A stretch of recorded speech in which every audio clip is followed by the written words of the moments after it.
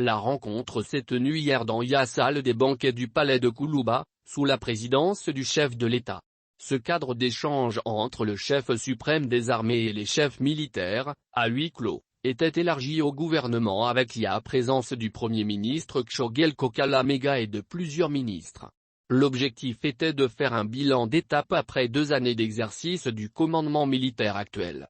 À l'entame des travaux, le ministre de la Défense et des anciens combattants a reconnu que la situation sécuritaire de notre pays n'est pas totalement satisfaisante.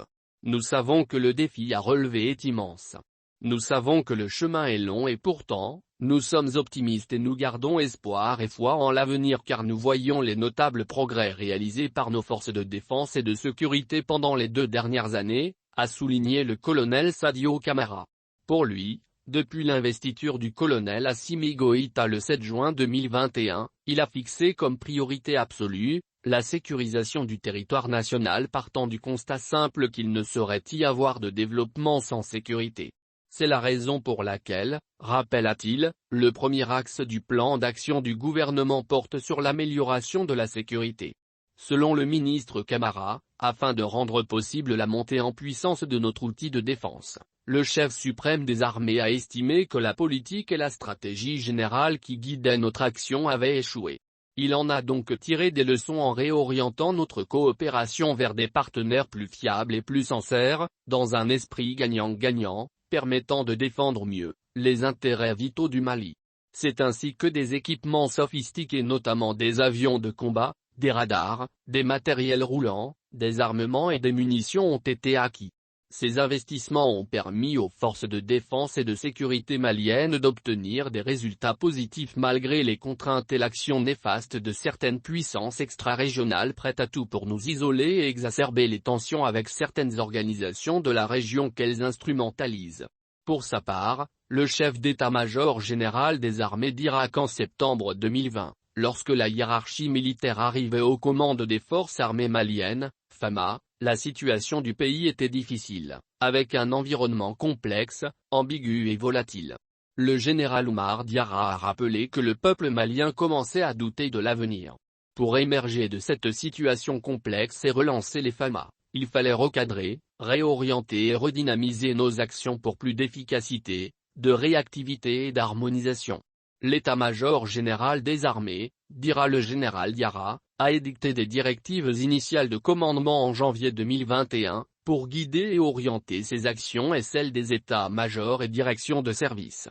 La finalité étant de disposer des FAMA assurant en autonomie, la défense souveraine du territoire national et promouvant les intérêts fondamentaux du pays.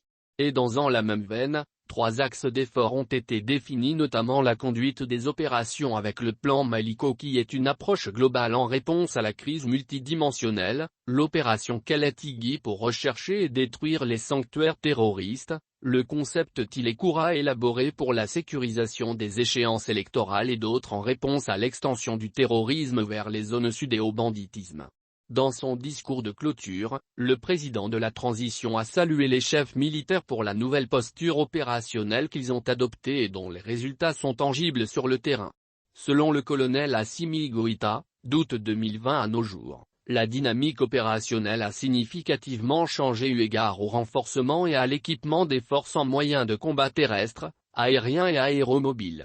Malgré ces efforts louables, nous notons au même moment une réadaptation de la stratégie des groupes armés terroristes que nous devons intégrer dans nos réponses, a souligné le chef suprême des armées.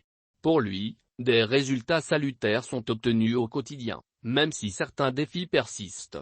Le chef de l'État a annoncé que cette journée de rencontre sera instituée afin d'établir un cadre d'échange entre le président et les forces de défense et de sécurité. Les échanges permettront de faire régulièrement le point des acquis, d'en tirer les leçons pour les perspectives.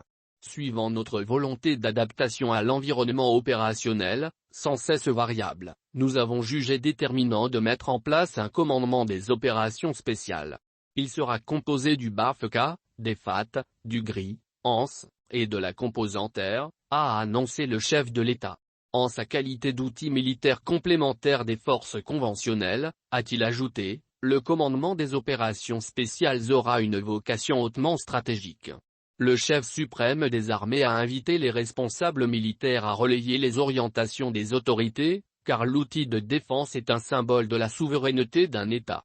Il les a ensuite invités à inscrire leurs actions dans les éléments structurants guidant l'action gouvernementale, à savoir le respect de la souveraineté du Mali, le respect des choix stratégiques et la défense des intérêts vitaux du peuple malien dans les prises de décision.